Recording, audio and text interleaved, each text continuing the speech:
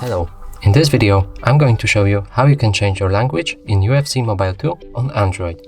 As you can see, my language in the game is English.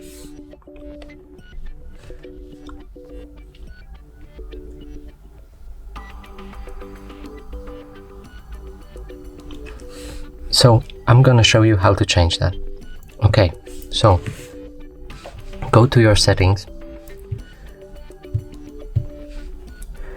scroll down and find additional settings. Then languages and input, languages, and just choose your preferred language. For my example, I will use Polish.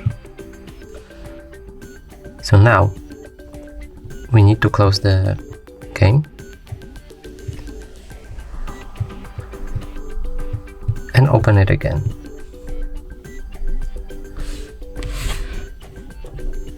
And it should be in Polish now.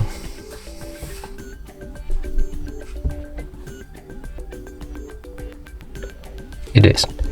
That's it for this video. Hope you like it. Please consider subscribing to our channel, liking and commenting this video.